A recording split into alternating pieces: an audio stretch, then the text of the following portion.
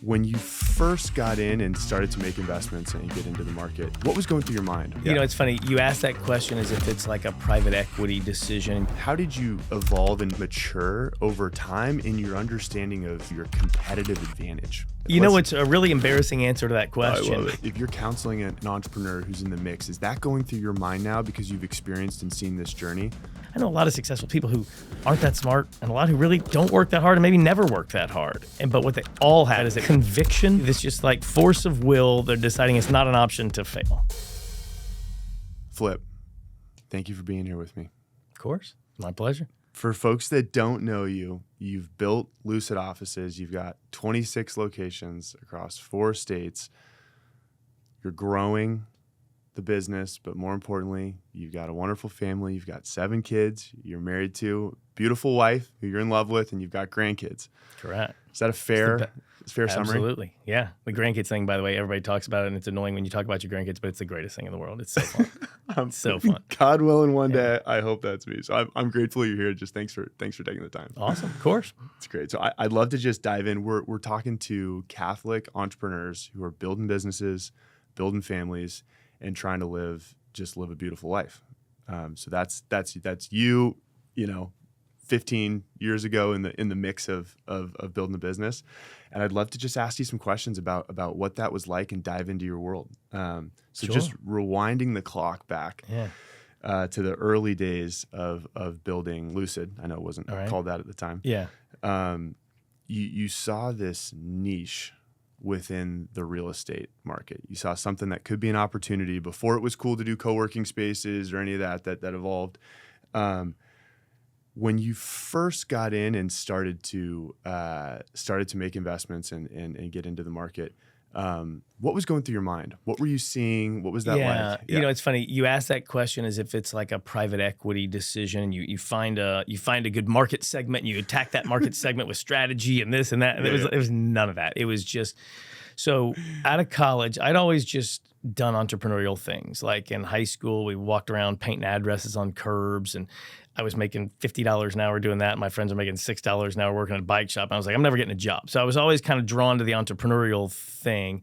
So right out of college, we started a pickup and delivery laundry and dry cleaning service for college campuses, which was a very hard business. It worked out well. That's a whole separate story, but it's awesome. Yeah. But anyway, so we had an office right across the street from SMU campus in what they were called executive suites back then. Co-working spaces back then were different style, and they were called executive suites basically. And so same concept though. Same concept, yeah. I mean, they were so more. You saw it somewhere that existed, and you're like, hey. I was the tenant. Like I was a customer. Yeah. And maybe more inside baseball than you're looking for, but the business that I met in co-working back in the 90s was, believe it or not, it was like a bunch of women who owned these businesses, and they ran like secretarial typing pools for the men who didn't do their own typing in the offices. And that's kind of the business in like the 80s and the 90s. Believe it or not, it sounds like the 60s or the 50s, but it was literally like that in the 90s. And then all those old ones were like going out of business. So we officed in one of those. And in 2001, the lady who owned ours was going out of business, and we were kind of like, I think we can do this better than they're doing it. So, we basically bought out our landlord for $25,000. It wasn't like some crazy business. You know, we didn't have any investors. Bought out the landlord to own the property. No. So I'm sorry, I'm using the word landlord probably improperly. So in the business that I'm in, we just lease a floor of a high-rise building. So, somebody rich owned the whole building. Yep. Somebody going bankrupt leased out a floor of that, and we basically took over that lease and subleased it out, and that became the business. Yeah. And so we did that, and it was like, whoa, this is, we're making more money doing this, and this is way easier than washing 500 college kids' underwear every night. So we switched, and we basically sold that first business and started acquiring more of those. So our first 7 locations of this were takeovers of kind of those old secretarial pool type executive suites that were going out of business, and we kind of converted them. And they were just going out of business because the business model didn't work for what the work was doing. Right. Yeah. The world was changing, now and so actually it's kind of funny. It went in the 90s, 80s, 90s, this business was office space, short-term shared office space plus secretarial typing. And then in like the early 2000s and into maybe 2010 or 2015, it was basically short-term shared office space, with shared conference rooms and kitchens and reception areas and things like that, plus like telecom infrastructure, like photocopiers, fax machines, T1 internet lines, video conferencing machines with ISDN lines. Long distance was a big revenue source. It was all that kind of stuff. Yeah. And then so we basically got in when it was transitioning from the secretarial stuff to that. And then we had to go through a separate iteration when all that stuff died and everything got mobile and paperless. And now it's basically office space plus community networking vibe, whatever you want to call that. So, yeah. But like I said, it wasn't like a strategic decision to get into this industry because we saw a hole in the market and we were all, MBA thinking about it. We just were people who had like knocked on doors and done this, and we were getting our teeth kicked in, washing a bunch of clothes every night, and we're like, this office thing sounds better. I love it. And let maybe just hang out there for a second Yeah. with me, because I think a lot of, especially when I think of real estate, for people that aren't in the real estate world, they think you got to have a lot of money. Right. And what you're describing is a way that you saw a need, people that were not running a business well enough to keep the occupancy, but you got in for $25,000. I know. And and it was it's kind of real estate adjacent. I mean, now I'm in real estate, obviously, Yeah. but at the time, I tell whenever I'm kind of counseling, I'm involved with various things with whether college students or young professionals or things like that. Whenever I'm counseling them about things that, and they're asking about entrepreneurship and they're thinking about it, it's like one of three things. You either need to have some capital or access to some capital to make it work, or you got to just be willing to basically sweat, labor. You got to work a bunch of hours and get your teeth kicked in doing something that's really hard. Or that there's kind of a third option. Sometimes there's people have knowledge in their brains and you kind of get paid for what's in your brain. But we had no money and nobody was going to pay us what was in our brain. So we just had to, my first year in that laundry business, I got down to, I was 6 feet tall. I weighed 144 pounds, was sleeping like 4 hours a night. We were pregnant or had our first kid, maybe pregnant with our second kid. It was when you say rewind the clock, those were not the best times of my life. That does not sound fun, but I love the three categories. It makes a ton of sense. You're like, capital, you got some knowledge to apply, or you've got some sweat to put into it. Right. So let's kind of trace that evolution of now Lucid. But you came in with just this entrepreneurial spirit and grit. How did you evolve and maybe mature over time in your understanding of your competitive advantage? Like the niche that you are actually serving and what you're doing. We've got multiple name changes. There's a lot going on there. So yeah. What's a really embarrassing answer to that question is, so we started this company in 2001.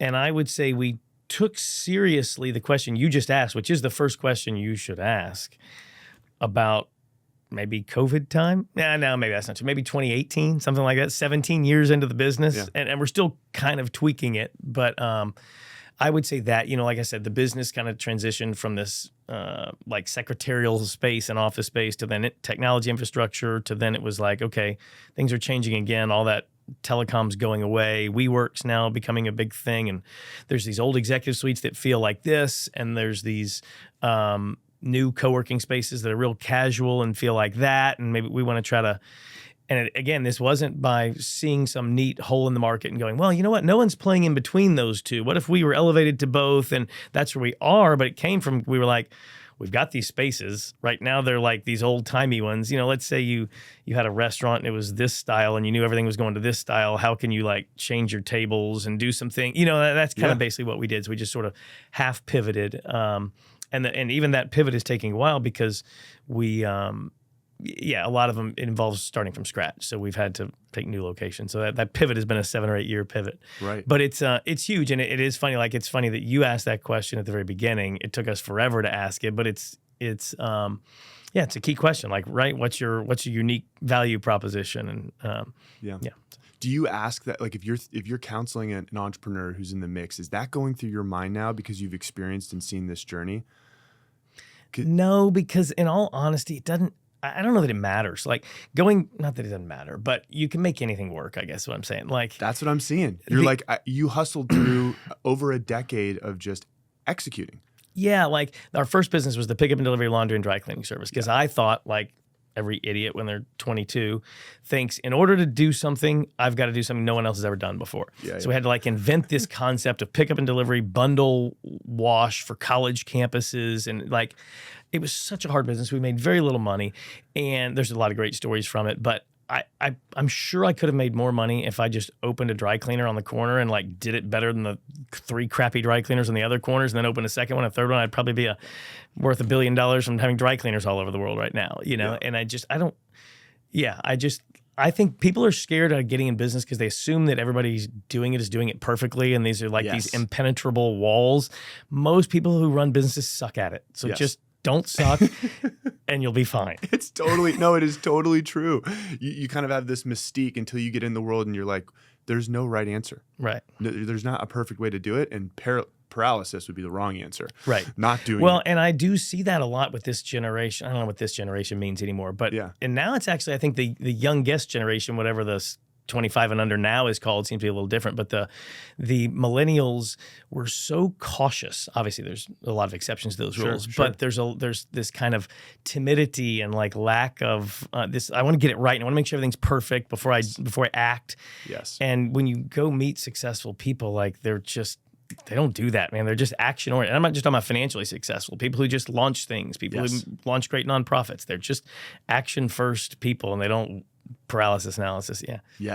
Primarily, I mean, I work a lot with entrepreneurs who are in their 30s, you know, millennials, just they're building their business, and a lot of people who haven't yet made the full leap into entrepreneurship are kind of doing it as a side gig.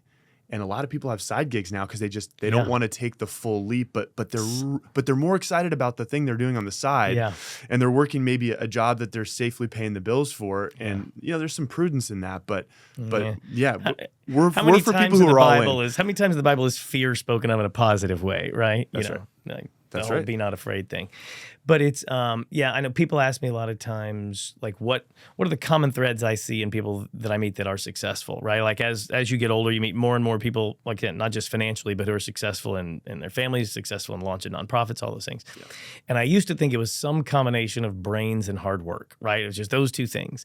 And those are obviously important ingredients, but those are like a distant second and third to what is like the number one by far common thread. Because I know a lot of successful people who aren't that smart, and a lot who really don't work that hard and maybe never work that hard. But what they all have, and I've never met a really successful person that doesn't have this, and I've struggled to find a good word for it, but it's like conviction.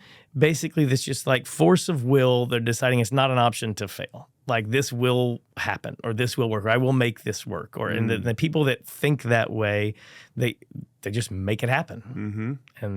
So I love that. And so I'm going to just go back to the laundry business, because that's like, I've got a specific. Sorry, I'm shuddering a little bit. No, I'm talking about the laundry. No, let's go back to laundry. It was actually some good memories. Yeah. It's funny. My roommate after college, he was in the laundry business as well. So I got to see the world through that lens. And it was awesome. So one of the things that I love to learn, so I just honing in on that, take it now too, but you did some things that worked in that business. And maybe excellence is too strong a word for what you'd look back on, but there was some degree of operational, like you were working hard to deliver stuff. Can you just describe what really great service looked like in that world right there? Because that's a pretty, people know that business well, and then we're going to jump to real estate and your current business. But what does excellence look like, or what did it look like in that? Yeah, the only word that I can think of to describe it, as I'm trying to harken back 25 years, is like caring. You know, like you have to care in that business, and it's interesting because it's so opposite to how I run my company now. It's strange. I've never really thought about this before, but like you have to assume mistakes are going to happen, like be this total pessimist, basically. I'm talking about like the processing of all the stuff, keeping everything. I mean, I was telling you about when I weighed 140 pounds, when I couldn't sleep. I remember having nightmares in the middle of the night of I'm lying in my bed, trying to keep this person's clothes aside from this person's clothes on different sides of me in the bed. That was like a literal nightmare that I had. And anyway, you had to like be very pessimistic. You had in that line of work, you had to like assume things are going to go wrong, and like how sort of pre-predict how things would go wrong and try to prevent that. Yes, because they did go wrong in that all line the of work time. all the time, Yeah. right? My theory that I'm operating on is that excellence looks really different Yeah. in different industries. Yeah, because now we Yeah. basically say, don't be afraid of mistakes. If you're afraid of mistakes, you're not trying enough stuff. I don't care if you screw up. Like, empower. Like, fear is the last thing I want anybody having that. But it was kind of our driving factor in keeping a bunch of clothes separated from each other, right? Right. So Yeah. excellence now, what does that look like here? If you're like, hey, we're doing an excellent job, it looks like this. You know, it's a good question. I would say it's going to sound kind of generic and cheesy, but it's about the people, and it's about empowering the people, and it's about I feel like my main job is to make sure everybody that works for me, and then by 1 degree of separation, all the people that work for them, all the people that work for them, are like professionally thriving and growing. Because if that's happening, the bottom line takes care of itself, right? So like if I am, if my 8 direct reports, say, are thriving, growing, flourishing, getting better at what they do, enjoying what they do, like coming up with new ideas, doing all that stuff, Yes. everything will take care of itself. And again, it sounds cheesy, but it's all about the people. But I really do feel like I could take my core team that I go into battle with, and we could sell this company and go start a shoe company tomorrow and be successful selling shoes. Like, in the early days, what did excellence look like of this business? Yeah. Oh, of this business. Yeah. It is funny. Back then, it was about, so again, back to the like, do something other people do and don't suck. Regis was the big, international player, and they still are. We just tried to basically compete with them, and we've done it in different ways. And it's funny, when we first started this, we just found a way to do what Regis did cheaper. We were smaller, leaner, meaner. We thought smarter. We were just more frugal. We didn't pay people as much as they did, and we charged less for our offices, and we just basically were grittier. We were just as nice, but we were discount, right? Yeah. And now it's the exact opposite. Now we're like the premium version. Now someone tours a Regis and they tour us, and we cost twice as much because look, this is twice as nice. And so back then it was being super streamlined, and now it's by just delivering a better product, and it's in the same industry with the exact same competitor. Yes. I love that. I think there's so much wisdom. You've been through so many cycles of business. You've seen this evolve multiple times. Excellence has looked different at these different stages, and you've positioned yourself. And hey, early it might just be caring, and then it was some level of grit, and now it's building up leaders. Right. It's a totally different thing. And so realizing that the stage that you're in for the industry. And that's incredibly liberating when you can kind of see it from that step back perspective. So thanks for sharing that. I hadn't thought that deeply about that. Thanks for getting me to process that. Yeah. No, it's great. So you mentioned, when we were chatting about the business on the phone earlier, you mentioned your motto here. Okay. Yeah. And how important the motto is to you. And so one of the things we're doing by having these conversations with folks is breaking the barrier between our faith and our work.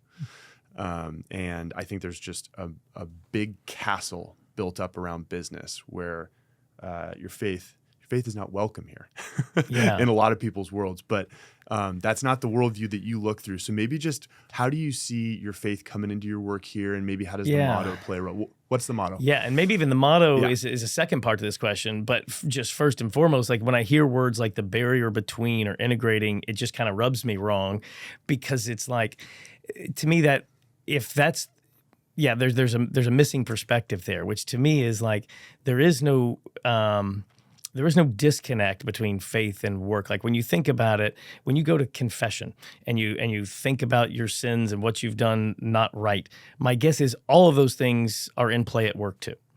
Like when you say like, what are the ways in which you integrate your faith into work? I'm going, well, like all of them. And I don't mean that in a smug way, or like I'm super holy, or like I'm really good at being faithful at work. I'm just saying that the same struggles are there in both places, like, complacency versus continuous improvement, immediate gratification versus, long-term strategy, trying to get accolades or serve yourself instead of caring for others. All those things all day long. If you really look at your workday, the entire thing is spiritual. And so I guess getting back into your question about the work is good. So our company motto is work is good, where you do it matters. I would just can I Yeah. So what you just described, I just for myself, I'm processing here with you. You just described kind of the interior life, like who you bring to work is the same person that goes home and sleeps with your wife and family. It's like, okay, that's the same person. And now you're seeing, okay, let's let that extend into the business design and like what the business looks correct. like. And there's little That's things. a move that only an entrepreneur is making.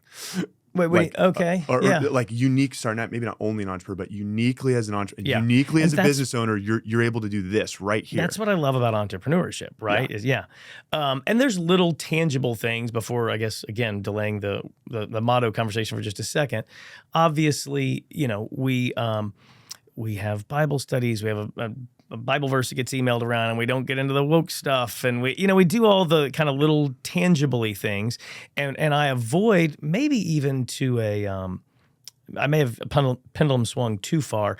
It always bothers me when people like use Jesus as a sales tool, you see a lot of people, and there's nothing wrong with having a Bible verse in your signature line, but in some industries it just really comes across as you're this charlatan-y kind of thing. So I've always tried to avoid a lot of those kind of virtue signals sort of things, probably like I said, to an extreme. I probably should be a little more vocal about direct spiritual things, but obviously everybody knows where I am on all this. I got been crucifix in my office and all that kind of stuff. But anyway, okay, so the work is good thing. Yeah. Yes. So, and I keep putting off this conversation, but going back to the beginning, this was not like something that I realized and was really noble and why I got into this business. Like, I'm not passionate about office space, and therefore got into it. I'm passionate about office space because I'm in it. And I feel like anybody can do that. I think that commerce is uplifting to all humanity, right? I mean, there's a real gray line between actually like participating in commerce and like charity. Yeah. And you could argue 100%. That spending money is better than giving it to a lot of charities is, right? Yes. And so, when this person, I always use the example, like if I go to McDonald's and I drive through and I give them $7 for my breakfast sandwich, there's no winner or loser in that transaction. Everybody lifts up. When the farmer trades his eggs for the other farmer's milk, everybody wins in this transaction, right? And makes the world better and eliminates poverty and all those things. Yes. So I really do believe that if I had 20 Lucid Private Offices in every city in America, there'd be less poverty in the world and GDP'd be higher and there'd be more human flourishing. Like, I really do believe that. But that's not why I got into the business. I got into the business 100%. To make $1 and try to put food on the table for my 1-year-old, 3-year-old, 5-year-old, 7-year-old, whatever. Yes. But okay, so now I'm going to answer your question about which is the world I think a lot of us live in. It's like, I get into entrepreneurship because I, want to put food on the table for the family. Right. Like, that's the primary motive that gets you into it. But yeah, okay. Now I've made it noble. Now I've figured out how what I was always doing was noble. Yeah, there you go. Yeah. Yes. No, but so the work is good where you do it matters. We came up with that around 2018. Say that again, a little slower. Work is good where you do it matters. And we came up with it around, I said 2017, 2018, when we were rebranding and we were asking that question that you asked at the beginning of this conversation of like, what is it about us? Because I saw in the two types of design that was out there, the kind of WeWork style coworking and the kind of Regus style executive suites, both to me had an improper view of work. I felt like that one of them is work is something that's drudgery. You suffer through it, punch out at 3:00 if you can, but if you got to stay till 5, you do, the kind of dark, depressing hallway of doors type of office. And the other also basically said work sucks. So when you come here, we got foosball tables and beer kegs and whatever. So kind of play and act like you're working while you're at the office, but it's not really work, And I was like, no, what about like offices that actually embrace the concept of working, but doing it in an inspiring, non-depressing, energizing sort of a way. And so that's what we've tried to do with our design. That's what we've tried to do with all elements of our company. So the work is good where you do it matters. The work is good part kind of comes from that. Honestly, a real impactful thing was JP2's encyclical on human work. And just literally in the introduction, he talks about how, we're made in the image and likeness of God. God's the creator. Humans are the only creatures that can work. And even like what a beaver does, creating a dam is just survival. There's no planning. There's no creation. There's no creative thought. And so we're doing our image and likeness of God thing by working. We all know if you know, trust fund kid inherits $1 billion, isn't fulfilled and thrive, you know, and so we know work is needed, but yet still we kind of grumble about it. And so that's the work is good half of the equation is that, and then the where you do it matters half is. I think that especially during COVID, there was a big, you know, you can work from anywhere. Now I've got a cell phone, I've got this, everything. Yes, you can work from anywhere. But, you know, I say that people pay $10,000 for a trip to Fiji to sit by the pool and drink a cold margarita. You can sip a cold margarita by a roadside motel on I-35 for about $9 right now, but it's not the same. Like your surroundings profoundly impact, you know, everything. And it's the same at work, obviously. And so that's our deal. I love that analogy because I've experienced that personally. When COVID hit, I'm working from an apartment at home, and you got your kid who's going to pull on your leg, and I'm like, well, I'm not doing this computer while this cute little kid's here. Like, right. So not only is it like it's a functional thing, but it's also it does something for your soul to be in a beautiful place. Like so. 100%. I mean, think about if you're by yourself, you're not going to entertain anybody, your wife's not with you, and you're going to go sleep in a hotel for a night. And you say, well, it doesn't really matter where I sleep. Okay. But if the Motel 6 is $60 and the Ritz-Carlton's $100, you're spending the extra $40. Why? It matters. It does. So. Yes. And it's a beautiful thing that we, as co-creators, we can build spaces, and then those spaces can form us. It's kind of an awesome thing. Yeah. Like we can actually make our environment better for our own souls. Yeah. What a gift. I know. And part of that, so that there's a physical element to that. And I was always kind of like a wannabe architect. When I was in high school applying to college, I put down architecture as my major. Steubenville didn't even have an architecture major, but that's what I thought I wanted to do. I liked kind of drawing, and I liked the physical thing you're talking about. But then the human side of that is just as big of a part of this. You know, now my industry is about the community and the networking and the people energy there, and the different types of spaces have very different types of. The word community is overused in our business, but you get what I'm saying. Like the people that are there, and so that's a part of this lifting your soul thing too. Yes. So let's talk about investment into that, because I think that's really interesting. So you've got this vision that work is good and where you do it matters, or you've solidified this over time. It's not some design thing in a boardroom, but it's come to you, and it's beautiful, and it's Holy Spirit inspired. Hopefully, yeah. Yeah. I went to the University of the Holy Spirit, Franciscan. Now put my plug in here. So praise God. I know you're like. Hopefully he weaves his way in there hopefully the Holy Spirit comes out a little bit every now and then.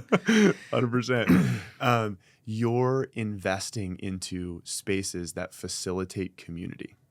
Correct, but different kind of community than some others. But yes. So how do you do that? What does that look like? The design really does kind of inform the community. If you walk into a place and it's super cash and there's foosball and ping pong tables, and there are certain types of people that are a way better fit for there. Like we are not a fit for everybody. You can't be a fit for everybody, right? And so there's a certain type of people that is drawn to that.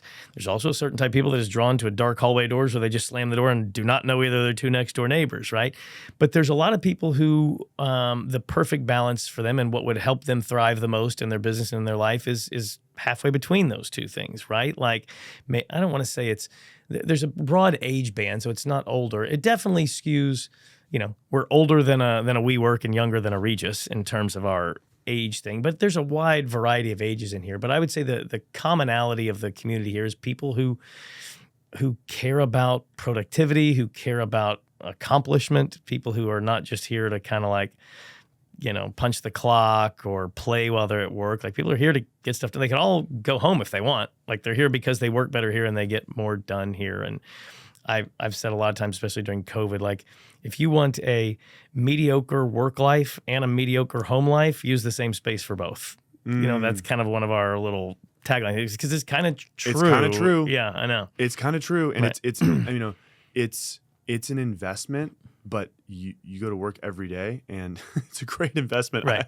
We don't have a Lucid offices close to our home, but we have one that's similar. But I've worked here a number of times, and super intentional. You got windows showing meetings, great whiteboard spaces, like it screams bright lit energy productivity. Good. From the second you walk on the floor.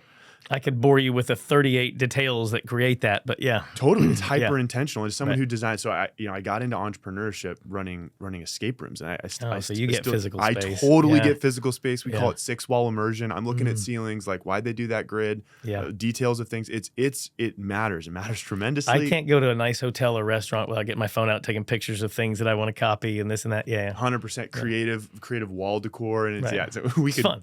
yeah. And Nobody beauty besides matters, us cares. right? Yeah, Like, right. And it is funny. I was talking to somebody, I don't know, a few months ago about in today's world, what is poverty and what is being rich? Because everybody has an iPhone, everybody has a 60-inch TV, everybody has more food than they need to eat. Like it's different than it has been throughout history. And beauty seems to be the biggest thing. Like people in poverty, especially like in the US, there's a lot of ugliness around them, and people who are wealthy, there's a lot of beauty around them, and that's really the only difference. There's not much physical other than that, but beauty really matters. 100% Really matters. I love that. Let's riff on just beauty for a second here, because I think that's it's what my heart is incent is to have Catholic entrepreneurs build beautiful businesses. And if that's happening, people will see Christ, and they'll come back, and it's amazing. Like you said, you didn't want to use Jesus as a sales tool, right? Like I think that's deeply true. You want to just do great work for people, serve well, and have people attracted to you.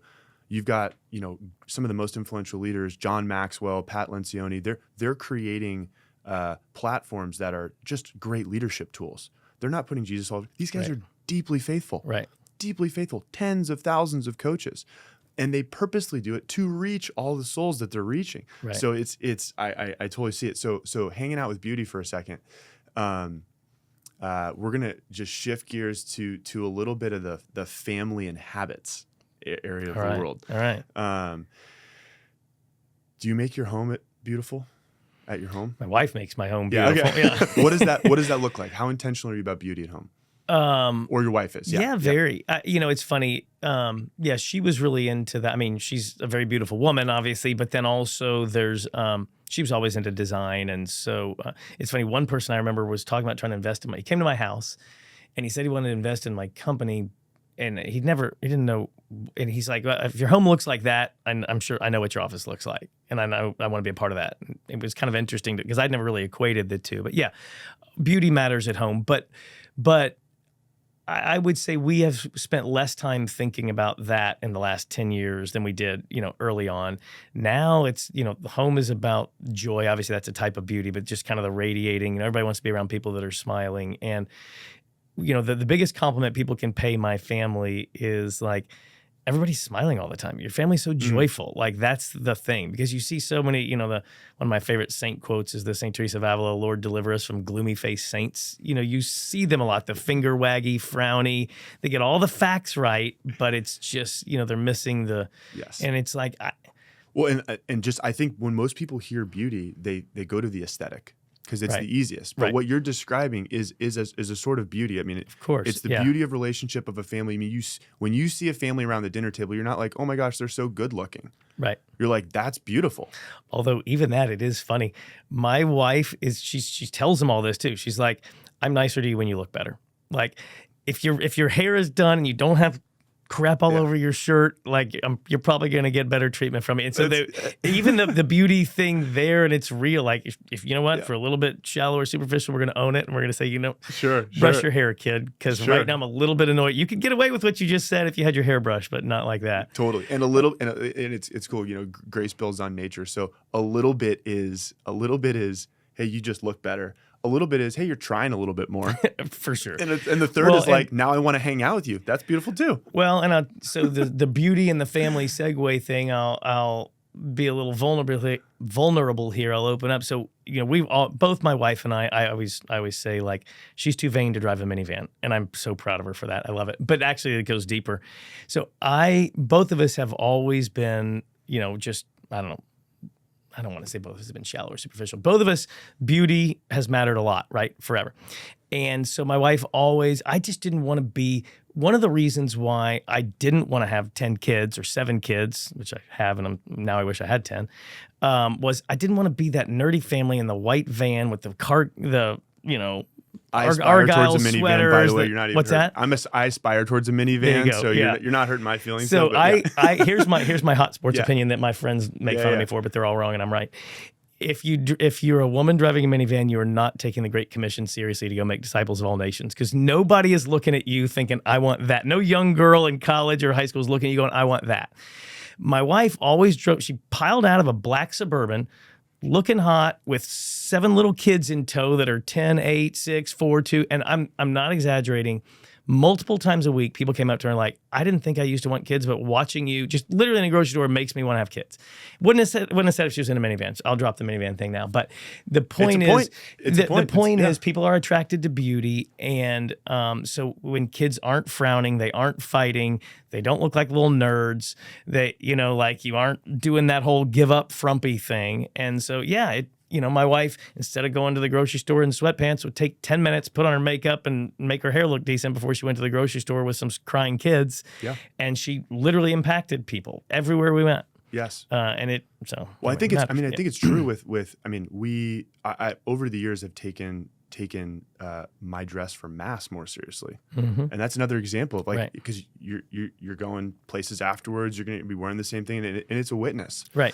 It's a witness to how you want to live your life, and you're not saying you're perfect, but you're saying I'm going to try. Right. I'm going to try. For sure. And no one's judging you if your best looks different than their best, but I'm going to try. Right. Yeah. 100%. Yeah. I love it. So, yeah, it's funny. There's 2 parishes here, and I won't name them, but my kids don't like one of them. And I asked why, because the people there seem to me to be even more fervent. And he's like, nobody dresses up there. And it just makes me feel like they don't take this seriously, and that's coming from the mouth of my 12-year-old, I'm like, huh, interesting. Okay. Yes. Yes. No, there's something there. Yeah. Do you, okay. So hanging out with, family and business, I think a lot of the people that we're trying to serve are doing both. What have your habits looked like that have kept you consistently showing up as your best self? And maybe how did those evolve a little bit? What did they look like? Yeah, rewind a little bit, and then now, and let's habits. talk about that. Yeah. My path is very different because I had I worked too hard for 10 years, but my kids were kind of too young to see much of that. So my wife got the brunt of me working too many hours, but the kids were, 1, 3, 5, maybe not really negatively impacted by when I was working too much. Then I actually had a segment where, long story, I had a dysfunctional business partnership and kind of an 8-year basically sabbatical where I didn't really work very much for most of my mid-30s to early 40s. So I kind of went from one pendulum swing to the other, of working too much to working like not enough. And I was just there all the time doing everything, to the point where it impacted my kids' not in the long term, but like I had to really be intentional to not give them no work ethic, because they saw their dad had plenty of money and could do whatever he wanted, but never had to work, and that wasn't right. So I sort of found the middle by accidentally going to both extremes. As far as habits, several things. You and I were talking earlier about the sports thing. We've always kind of half-heartedly done things that we commit to. Like Boy Scouts, maybe we make second class. When we don't do travel sports, we do all my kids play a lot of sports. I had 2 play college tennis, but they are, we've always put like family dinners first and sports second. We don't like divide and conquer where the wife goes to one thing and go to this. Like when our kids play sports, it was always kind of weird because our kid would be playing a sport and there'd be 6 siblings watching. And there were no other siblings in these games because they were at like the other games doing their own things, but we wouldn't do that. We would all like go to watch that kid play. The other big thing somebody told me a long time ago is like, I try to do this every day. I do it most days. When I drive home from work, I don't listen to the radio. I'm on the phone 100% of the time I'm in the car, except for that 5 minute. I'm only 8 minutes from here to my house. But those 8 minutes, I don't make a phone call, and I have to fight myself because I want to be always productive, and I want to not waste the drive time and be on the phone during drive time. But I'm trying to just prepare to be home, and then when I touch the door handle, be like, all right, I'm 100% here. So I don't really answer. Like if you send me texts at night, you aren't getting a response. Like we don't really have phones much at home. And and I'm not trying to make myself sound like some kind of saint who's just really good at family. During the workday, I'm not good at replying to the home people. And like when Celeste and I go on vacation, I barely remember I have kids. You know, like when I'm on vacation, I'm on the beach, I'm there. When I'm at work, I'm here. Yeah, hyper present. So when I'm at home with them all, when I'm at home with all of them, I'm just there. And I really don't think about work much at home. And I certainly don't like do tasky, replies or anything. Did you come to that slowly over time, or was there a moment where you're like, man, I got to make this habit? Because I think the how do you unplug well is so critical going from work to home. I wish I could take credit for being an intentional thing. I just naturally 100% dive into wherever I am. Like, so if I'm in this setting, I'm just like there, and that's not through any kind of effort I did. That's just kind of how I naturally am oriented to do. That's awesome. And so I like when I'm home, where it did take a little pivot was I wanted to relish, like our whole thing, joy. And so we finished dinner. Let's knock out dishes in the morning. Right now, let's just play. Let's pour another glass of wine, Celeste. And then, I'm always into relishing. And my wife, I'm Mary and she's Martha, right? Like her favorite thing to do as a family together is like dishes. Like she wants to all work together. And I'm like, we're literally ruining this amazing night we could have, And I've had to pivot some on that to be like, okay, no, you can't be all play at home. You've got to, Celeste and I've actually, like all marriage things, right? Like I've brought her this way and she's brought me that way in a good way. Praise God. No, that's awesome. On your personal side, or let's go kind of personal and business habits. Those are like great, like, family habits. On the personal side, then we'll hit business. What habits do you have that keep you joyful? And I think particularly, so here's good wine. I think alcohol's wake up underrated, honestly. What does a morning look like for you? Okay, so we are big foodies, by the way, in our house. Like mealtime, my wife's Italian, and the whole wine, food, relish kind of thing is a big, family joyfully kind of thing. A morning for me, I wake up. I'm old now, so I naturally basically wake up at 5:30. But I wake up. I have a 6 a.m. tennis match every morning. So I play tennis 6 to 7:15. I do that because I don't have the self-discipline. I know this about myself to like go run on a treadmill somewhere. So if I can chase a ball till I vomit, but I'm not going to go lift weights or whatever. So I just do that so that I don't get fat and die. Like if you could give me one pill and make me perfectly healthy and say the trade-off is you can never play tennis again, I'd do it. But right now it's, so I like tennis. I don't know that I love tennis. It's just what I do to get exercise in the morning. Then I get home, have some amount of prayer time. Some mornings that's 1 minute. Some mornings it's 45, but I'm shooting for more 45s and less ones. But, that's when that happens, because anytime I try to do it later in the day, it doesn't work. Mm-hmm. And then, it is hard prayer before work though, every day.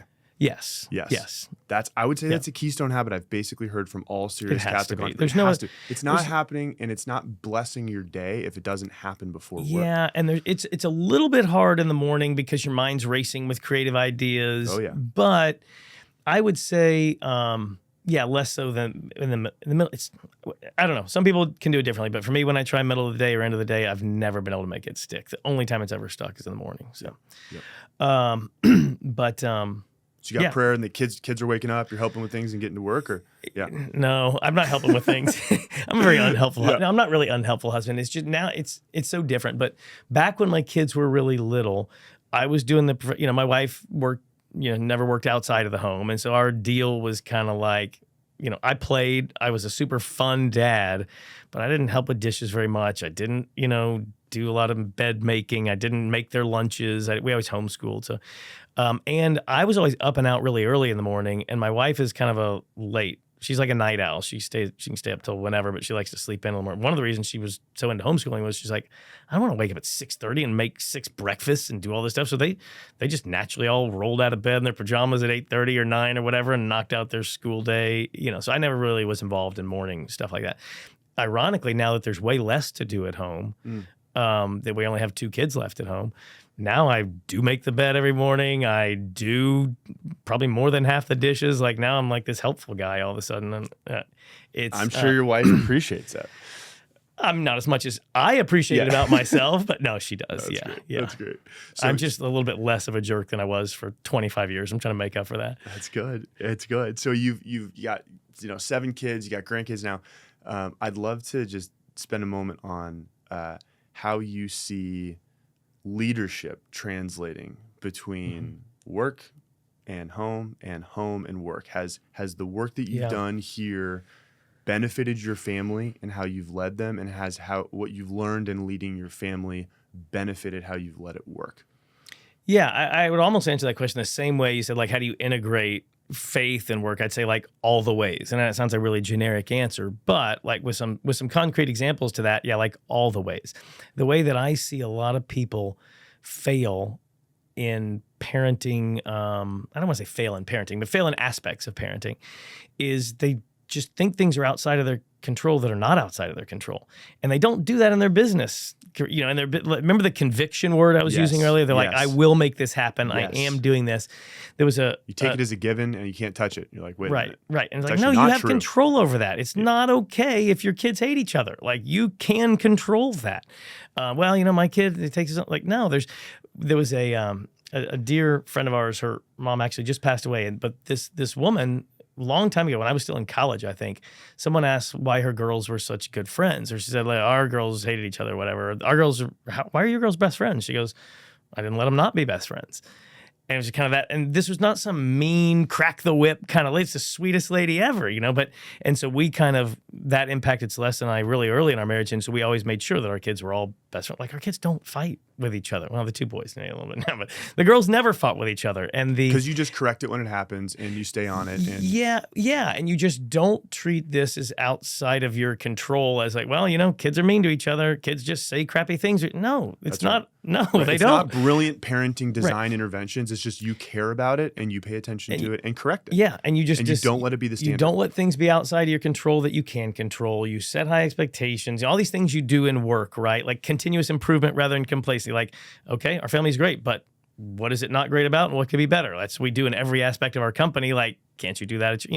And obviously you don't treat your home like a business, but all the same skill sets are, there. I think it does take the 3 things we talked about like hard work and money.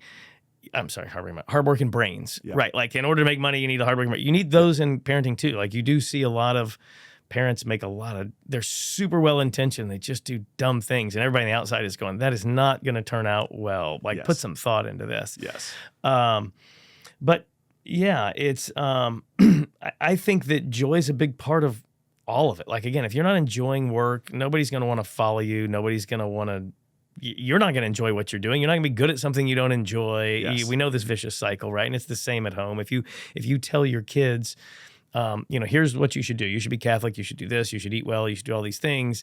And you're sitting there frowning all the time. They're like, well, how's that working out for you? So I think I might try a different path. Thank you very much. And so if you don't have a life that your kids want, then they ain't going to follow what you're saying. And nobody wants to not be happy. So 100%. And it's interesting. I love that. And it's so interesting. So much entrepreneurial advice is like, you need to paint a vision that's compelling and get people excited about it. Mm-hmm. They also need to want to follow you. How many times I've got so many friends who are working in a corporate job and they're like, yeah, I'm doing this for some time, but I don't want my manager's job. Right. Because I see their life and I don't want it. Right. It's not like I don't like how they're working. I don't aspire to be. If you don't aspire to be the president of the company, then like you're not that excited to continue to grow. Mm-hmm. And so I think what you're saying is, and like if you're not excited to be a parent because your parents aren't, then you might not want to get married and have kids or pursue vocation seriously. Or it's what you're describing. Like if it doesn't say joy and you don't actually want it, it's not beautiful. I had an employee the other day say the words. She said, "I want to be more like you," and she wasn't like kissing up, like she really meant it. It was impactful. It was really, that's what you're talking about, because of she sees the way that it works out and she wants to order her life more in that way. Yeah. Yes. 100%. Okay. I think we could talk all day, and you've got, you run this place. You've got a lot of stuff. So the last thing I was hoping to do is just give a few rapid fire phrases. And get your response to them. And this is you haven't heard these before. Okay. So these are common phrases or or not common. I don't know if you've heard them or not. Okay. But you could think about it for a sec, give a response, and you might have a better response later in the car. You can drop me a voice memo. Okay. So. Immediate responses to these phrases. Yep. Immediate responses ready. to these phrases. All right, here we go. Innovation is about taking big risks. Innovation is about taking big risks. Yeah, I would totally disagree. It feels to me like real innovation probably would be such a no-brainer, wouldn't even seem risky at all. Like if innovation, is a constant thing, you need to be doing it all the time with everything. And I totally agree with that. Yeah. yeah, so. Love it. I love it. Okay. People are our greatest asset. Totally agree. I think that, yeah, like I said before, I could stop what I'm doing now and go sell shoes with this team of people, and we could succeed at it. It's everything. It's amazing how much, and a lot of times, unfortunately, you don't realize it until that person's gone. When you have like a bad apple, and you don't realize it, and you probably think you should let that person go, but you don't, and then you do, and then a new person gets in and they're just thriving. You're like, oh my goodness, all this problem, we thought we needed extra this and extra that, and this is literally just person A versus person B change this entire department. Yes. And it's just, yeah. That. I love that. I've experienced that so often. I love that. I know there's one you're going to love. Although, sorry, let me go back to one other thing about people and assets. So you can't look at them as assets is the thing. People are not something to use. And this is another one of those things about spirituality and business.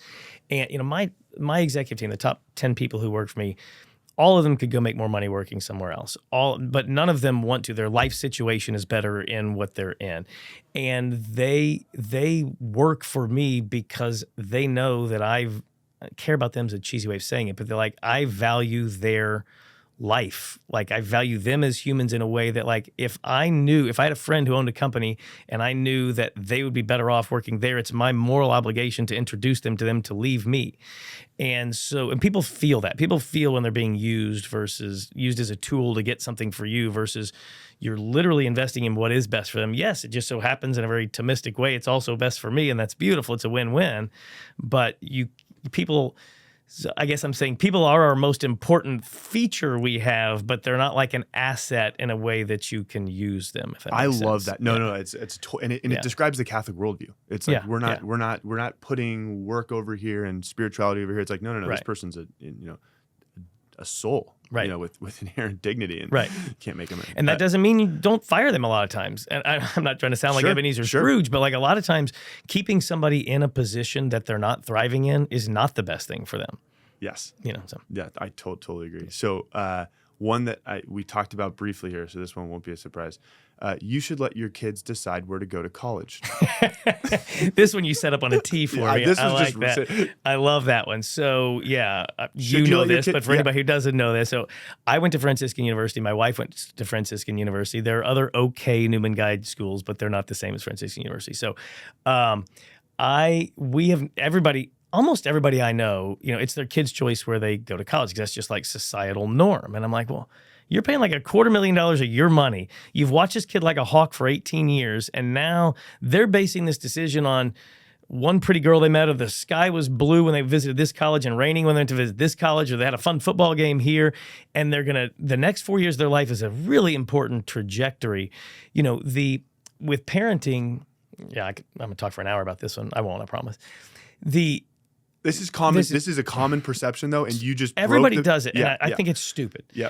And I mean, should your kid have some input? Of course, but like, okay, there are three factors that determine how your kids turn out. There's external society, there's your family, and we all know external society is not a positive influence, and your family hopefully is for everybody we're talking about. And then there's the third one that becomes the tiebreaker usually, and that's the peer group.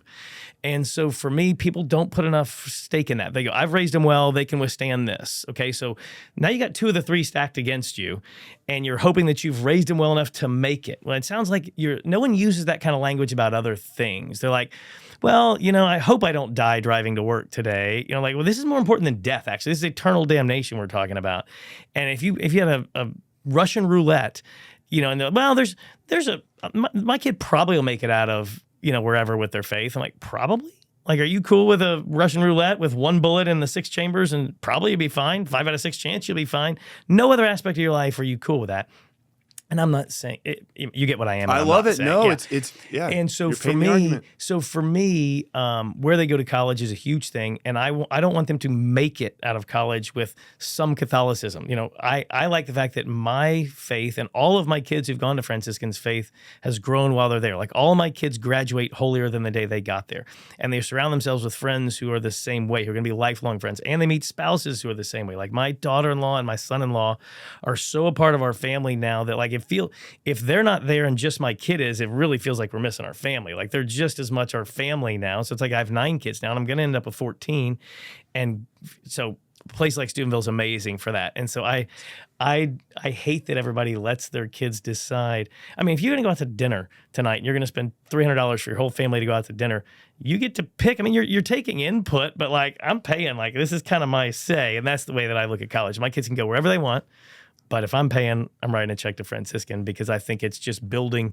I think the culture there, kind of like what this culture does here in this office, there's a reason why basically almost all the big Catholic entrepreneurial movements in America are run by Franciscan grads, right? Like there's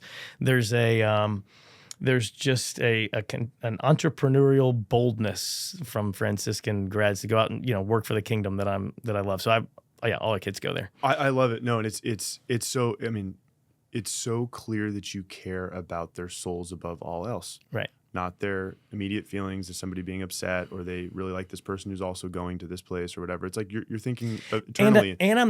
So yes, I'm thinking about eternity, but not in a way that a lot of the kind of. And I don't mean this term derogatorily, but a lot of the traddy community or most of my close friends, honestly, they always talk about eternity as though these 80 years are something to suffer through, and then you get to that. And that is backwards. Like, I'm not trying to save my kid's soul after they die, but have them have a less happy life. No, I want them to have what I'm doing right now, if I found out heaven doesn't exist, I'm still creating a happier life for them on earth 100% by sending them to this religious place. Yes. And you know this. Yeah, you're thinking as if heaven could not actually be a part of our world. The kingdom Right. of heaven is here and now. Like Christ told us this. Right. Yeah. Right. And when you walk around Franciscan's campus, the joy is just palpable. You just see it in kids' eyes and faces. And you go to daily mass and it's packed in its standing room and everybody's singing and stay after mass. And it's like, this is a different kind of thing. And so that's why, yes, I know better, and I'm not going to let. So my first kid was very obedient and oldest child, and never did anything wrong, so it was great. So he went there, and he had such a great experience that all the others have just fallen in line. None have ever asked to apply anywhere else or anything like that. So I love it. That's good. No, Yeah. that's great. Okay, I got one more rapid fire, and All right. I'd love to just give you a mic for a 60-second close here. But I'm loving this. We can Okay. do it all day. Yeah. But so I've heard this phrase, and I wanted to get your response. For the Christian, time is always in your favor. Wow. Okay, I've never heard that before. Mm-hmm. Time is always in your favor. I don't really know what that means. Time is in someone's favor. It's I like guess working I think for you. It's like a positive force. Do you think of time as like, hey, I'm in the perfect place right now? Or are you racing against time? I guess I probably, if phrased like that, I would not say I'm racing against time. So I guess I do agree with this if it's in opposition to racing against time. I'll say this. Like what was coming to my mind as I was trying to process what that meant was like the word gratitude. And I know my mom has said and continues to say to this day, every stage you've been at is my new favorite. Which is so cool. And I now am starting to feel that because when I had like a 1 and 3 and 5-year-old, it was hard, but it was better than when I was in college. And then when I was, that's where I'm at. Yeah, right. Yeah. And then when they got a little older, I was like, oh, wait till they're teenagers. That's going to be terrible. Enjoy it while they're little. But no, when I'm teenagers, they were better. It was awesome. Like I love my teenagers. And then, they're going to grow up and move out. I'm closer to my son and daughter who've moved out than I was when they were in high school or college. So it just keeps getting better and better and better. And then now the grandkids and the spouses, I'm like, yeah, I love my daughter Olivia more and I love my son Aiden more than I did when they were in high school and college. But they also now have a spouse and grandkids that makes it just keeps getting better and better. So I love it. No, that's great. That's great. So you're talking to people, me included, who are in the in the arena. Like they're in the arena building the business. It's not easy. Building a family, it's not easy. Kids are little, they get sick. You're cleaning stuff up. You're going to work, letting people go, or hiring people. It's like you're in the arena. Just in closing, what would you want to say to me and to those that are in that situation? That would be some bit of hope or encouragement. Yeah. It's funny. When I said earlier I was going to be vulnerable, I was going to say something that I didn't, and now I will because it's a perfect throwback to it. But so the whole time we were having kids, when we were really young, I was doing NFP as hard as we could. I didn't want to have any more kids. Like I didn't want to have as many kids. I wanted like 2 or 3 kids. And we just are terrible at NFP. We just kept having kids. And I was like, are you kidding me, God? Like it was almost like a crisis of faith for me. Like I was not wanting. And now my biggest regret is that we don't have 4 more kids. I can't imagine my life with 3 children and not 7. And I was fighting it the whole time. I was an idiot. I was just wrong. We never broke church teaching, but you know what I mean? Like I wasn't really relishing it, but I get it because everybody, my wife does a lot of mom's ministry, and basically I joke with her that her whole mom's ministry is telling, hey, look, I know everything's really, really hard right now, and that's okay. Don't feel bad about it. And they're like, thank you. Like literally that's all I take. But my point is that in that stage, when you say hope, like trust the process. When I say the process, I mean church teaching, God's way, doing what you know is right, like all the thing. Like when we lived in an apartment and had 1 kid, my first year in business, I made $11,000. I was working $80. I could have made twice as much working at McDonald's. You know, I had no business getting married. I had no business having kids. I had no business doing any of this stuff, but you know, you got to just trust. And so it was like, and I look back on it now, and it was, you know, like I said, I wish we had more kids. And I can't imagine if I got to be in control. You know, if I was Protestant, I would have been a great person. I would have had 3 kids. I would, you know, done all this stuff, and I'd be half as happy. And it takes a little bit of hindsight to get there. So basically, don't be as dumb as I was and fight it. Like, relish it. But yeah. So there you go. I love that. No, and this is the world. This is the world I'm in. So I really appreciate it. Well, I'm so grateful for your time today and just sitting down. I'm excited for us, you know, becoming friends over time and doing the next one. So thank you so much. I enjoyed it. Good to get to know you. Thanks for joining us. I know you hear this all the time from all different podcasters, but if you could like and follow us, it's a big deal. It helps us make more content like this. More people see it. We beat the algorithm. We can reach more Catholic entrepreneurs, help you break the barrier, bring your faith into business, and build something beautiful for the Lord. So please like and subscribe. It'll go a long way. Super appreciate it.